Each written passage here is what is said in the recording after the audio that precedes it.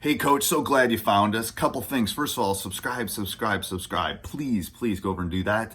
That will keep you updated with everything that we're doing. Second thing is go over and check out teachhoops.com for coaches who want to get better. If you want to put hardware in your basement, if you want to win more games, let me help you do that.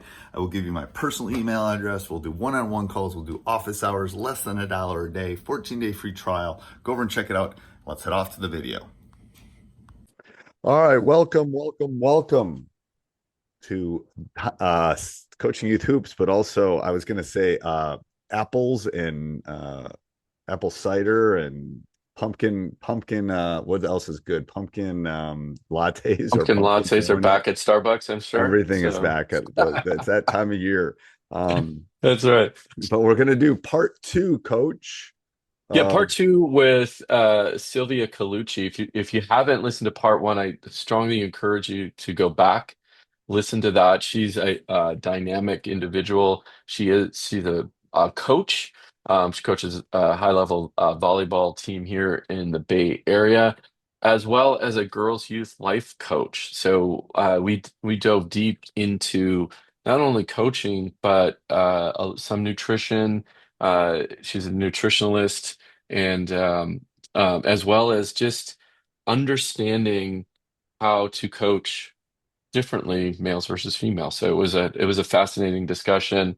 Uh, yeah, so go yeah, listen to part one if you haven't, and part two is right around the corner after it's last week, so go listen to that. you Also, listen to that. go over and check out Coaching Youth Hoops, coachingyouthhoops.com. It says what it is. It's everything you need for coaching youth basketball. It's the one-stop shop. It's Bucky's for basketball. There you go. There's your Or if you don't know what Bucky's is, you're on the West Coast. Yes, So you're on the West Coast. They're coming. I've only been to one Bucky's on the way to Florida, but anyway, it's crazy. It's like Walmart and Target had a baby with 7-Eleven kind of thing. I don't even know. I'm trying to. it's It's a good something. analogy. Yeah, kind of It's like hard to that. Yeah. describe, but anyway, Yeah. coaching youth hoops is that. Go over and check it out. This is the perfect time. We got everything from practice plan, everything you need, one stop shop for youth basketball coaches.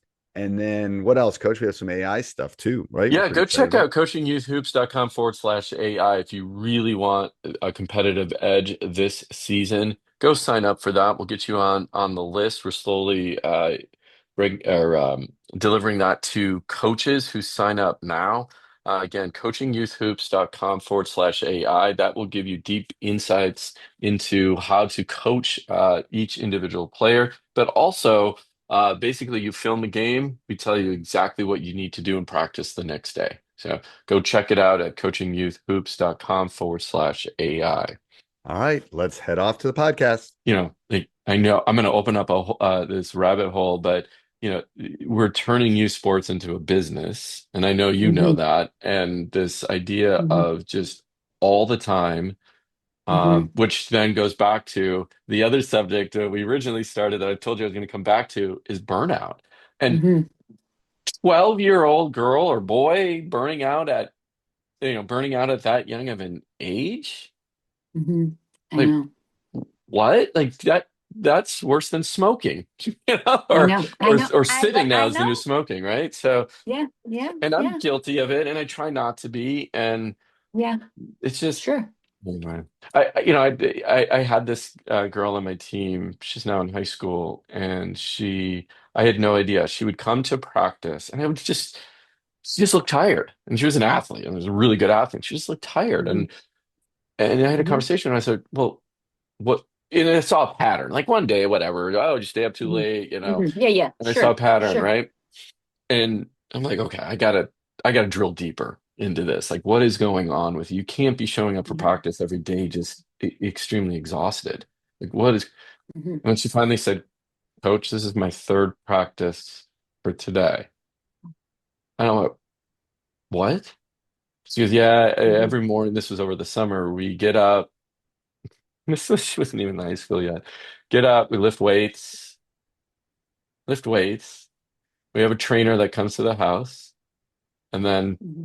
then I have a basketball trainer that I go to for an hour and a half, and then I come to practice and go for an hour and a half. And I made a deal with her, and I said, "Look, I don't, if you just need, and I just took it onto myself. I'm like, okay, if you need to sit when you come to practice, just go sit. I'm, and in so many words, I said, I'm not going to say, I'm not, I knew her mom and I know the Mhm. personality she is. And I said, I'm not going to say anything. Just come And sit. B. Right. And you can watch. And when you're ready to Mhm. jump in and play. Mhm. Right. And I don't know, it's just kind of, soft spot on that. And then, this other idea of, and I really want to get your take on this and how you would balance this, Yeah. because this comes up a lot. Yeah. Okay.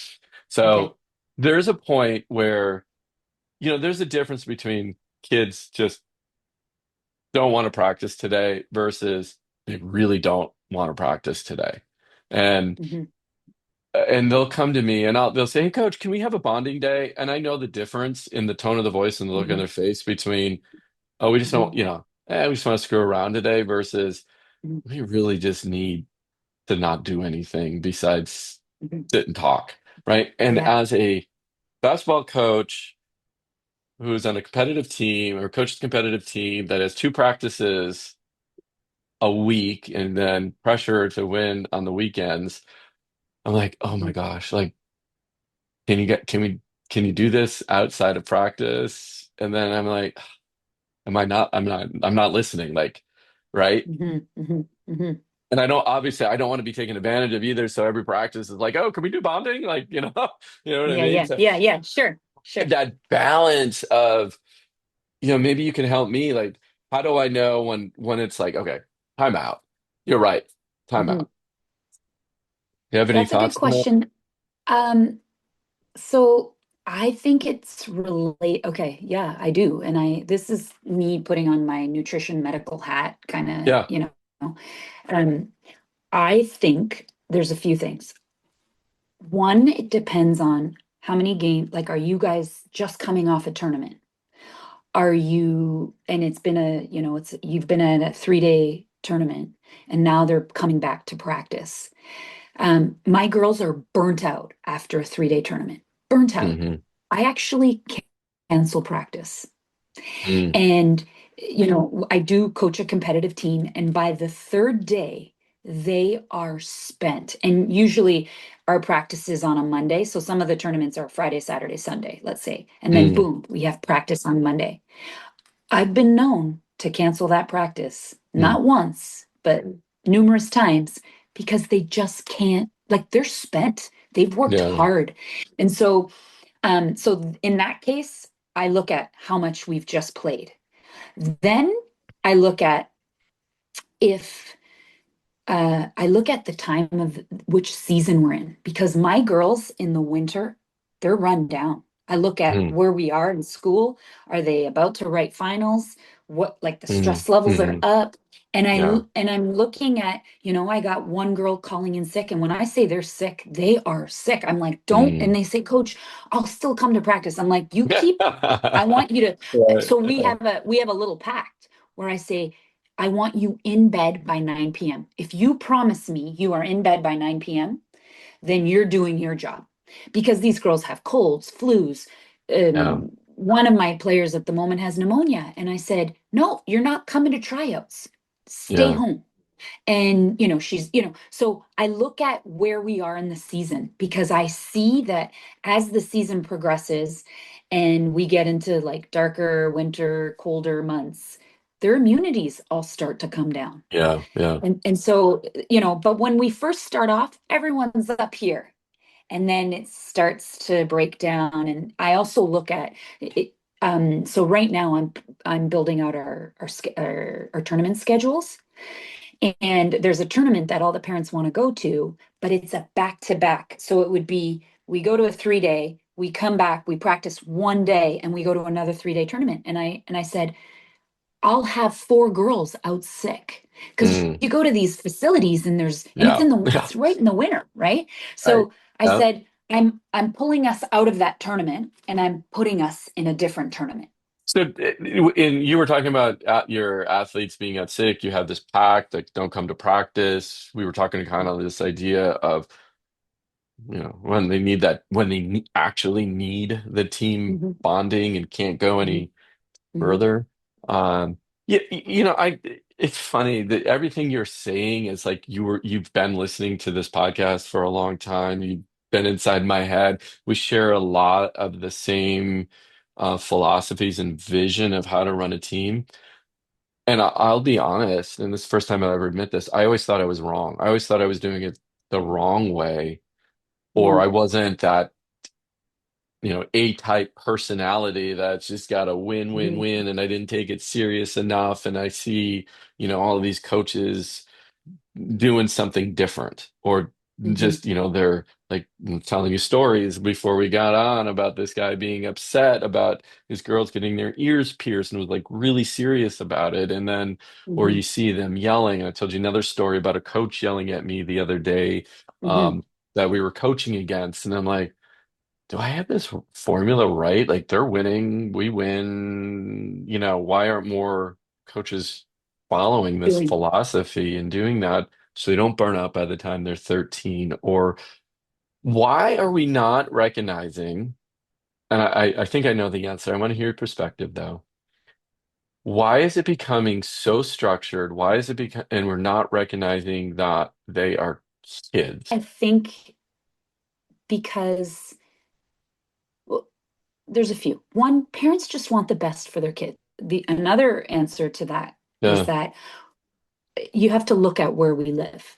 We right. live in a community with a lot of opportunity, um, privilege, and I think that parents um, put a lot of pressure on themselves, and then Hmm. whether they intend to put that pressure on their kids, it just naturally happens. And so I remember when I moved to this community, I remember my central nervous system was in shock at the intensity and the Uh, competitiveness. yeah, right. Now, Yeah. Yeah. and look, I'm not trying to say that to bash the community because I love this community, but Right. I remember saying to my husband, like, if you went home and asked somebody about Sylvia Colucci, they'd say she's one of the most competitive people. Like, I was a competitive kid, but I, I just think we have taken it to another level. Mhm. And my parents didn't come to any of my games.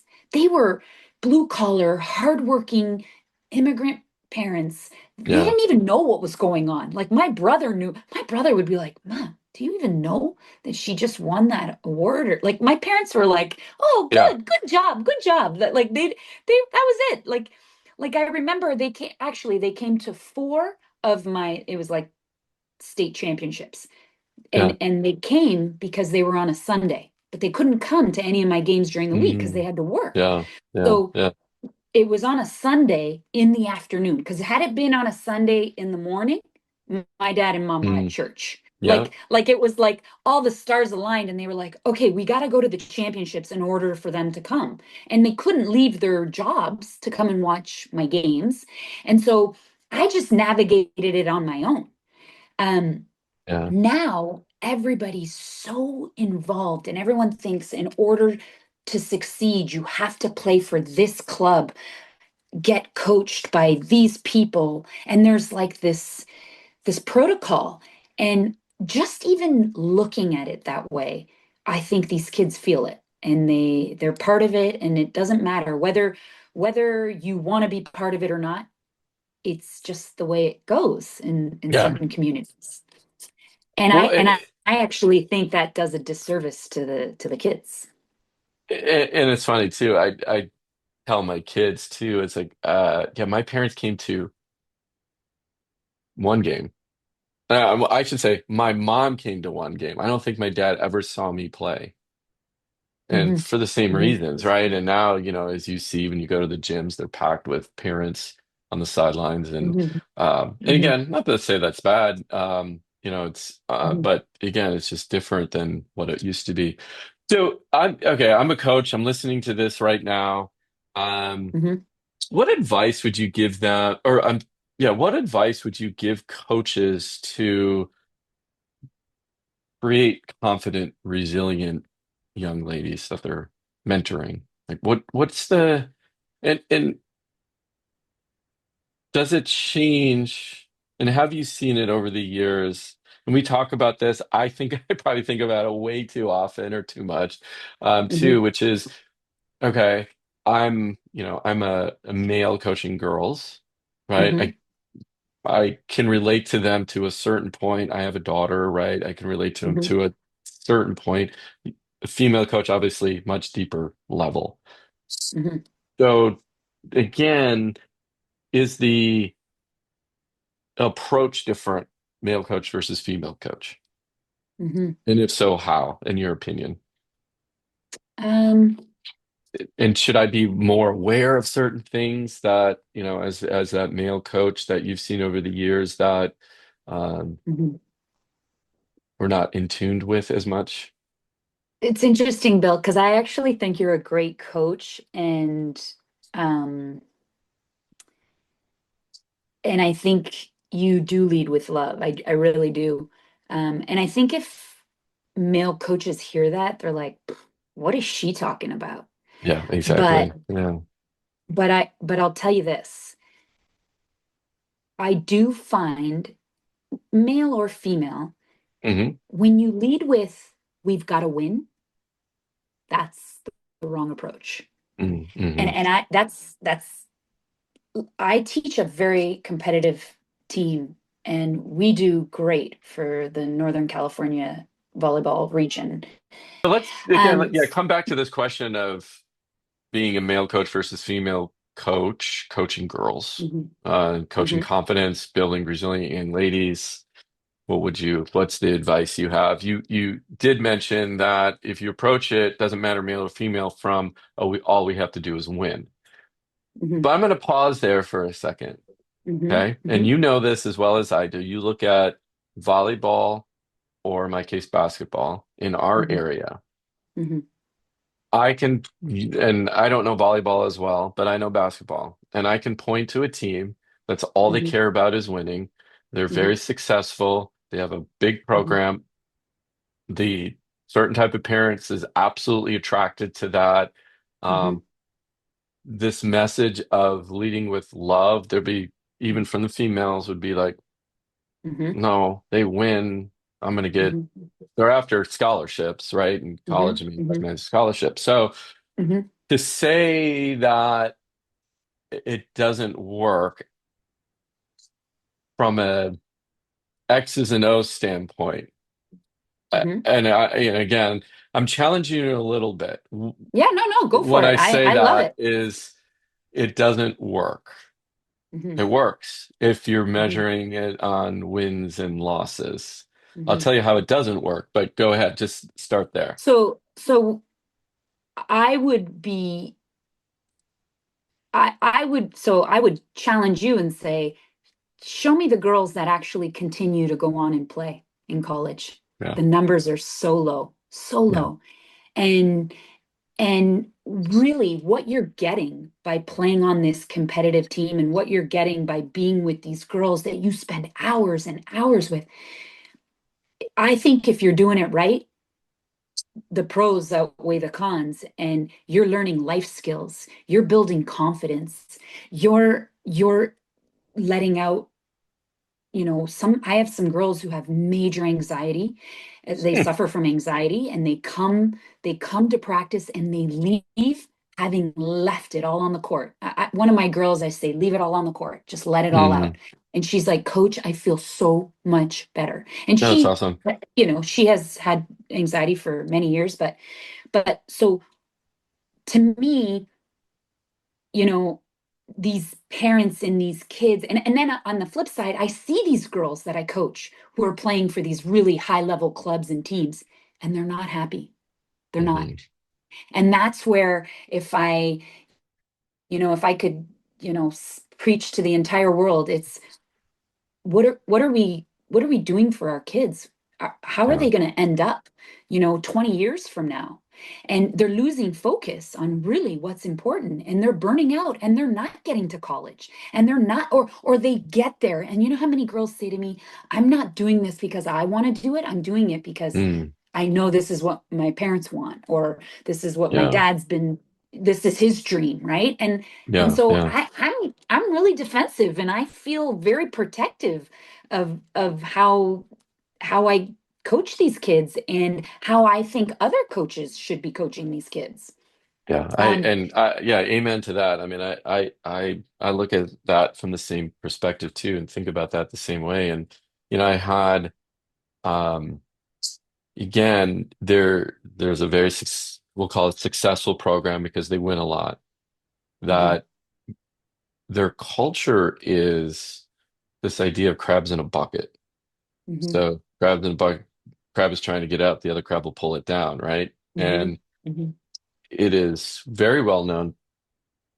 Um, that the culture is that way because they think it's going to create better competition and that mhm, they're always competing against one another, right? mhm, Now, I can't argue that isn't true because they produce some great athletes, right?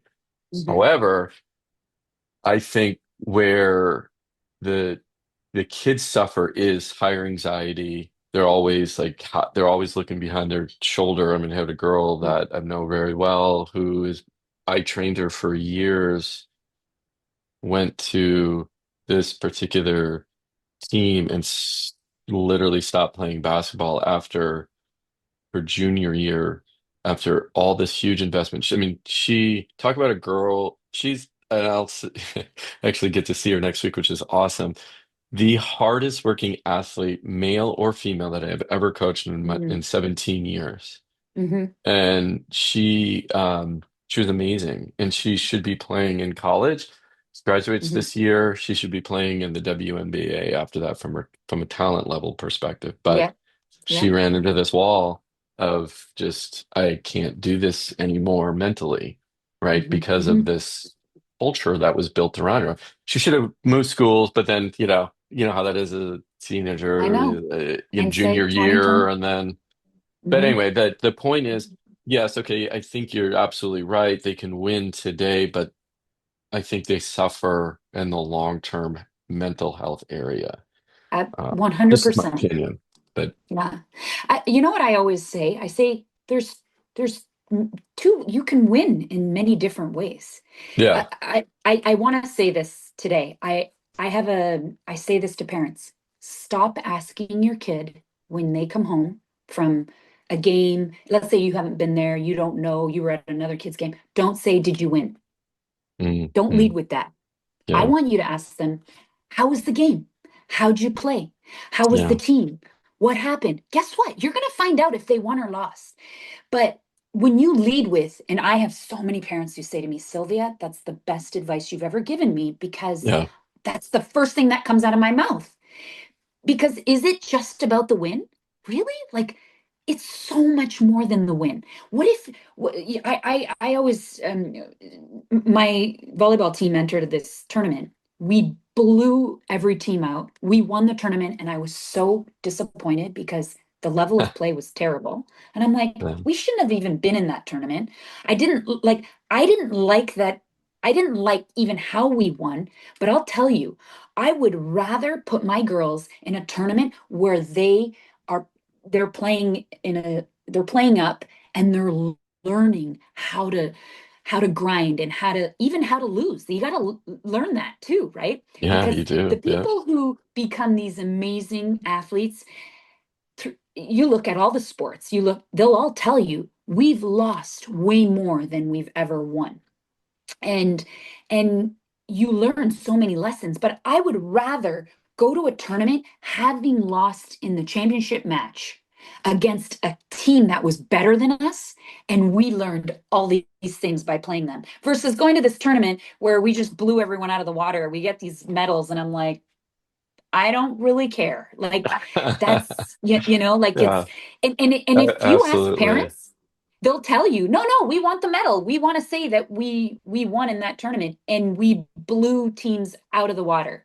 And I say Yeah. that that's not my coaching style. I want to build these girls. I want to make them better. And yeah, I do want to win a tournament, but I want to win a tournament where I know like we're they're playing amazingly skilled athletes more within their level, right? Yeah. Yeah, So absolutely. it just it really just depends.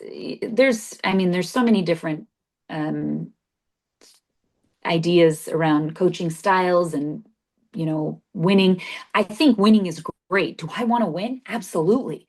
Yeah. But, it's these kids feel that if they lose, they're failures. Right. Not Right. not true at all. Absolutely. Not Yeah. true at all.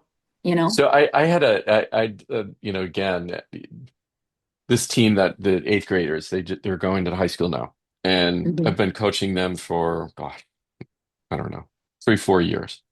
And we entered a tournament like you were talking about, playing way Hmm. above our pay grade. Hmm. Okay. Hmm.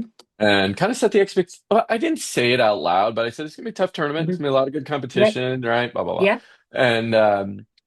And we were just getting our butts kicked. Literally, like Hmm. we couldn't do anything right. This team was so Hmm. good.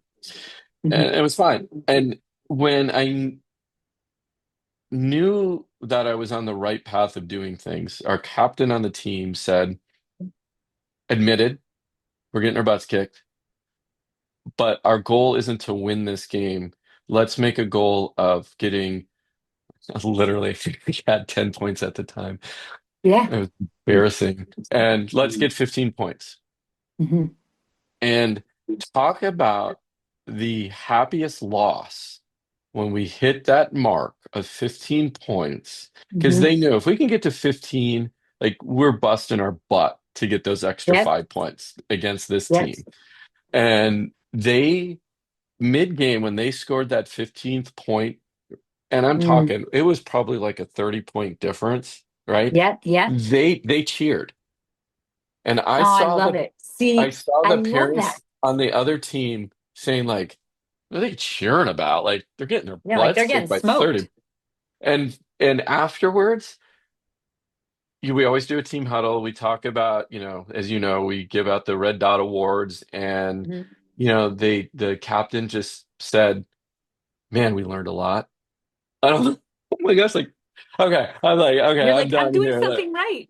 You're like, right? Yeah. It's yes. like, oh, okay. You're absolutely, we learned a lot. And I'm like, that's all you had to say. And she Yeah. laughed, and they're like, hey, and it was all about, can you believe we reached our goal?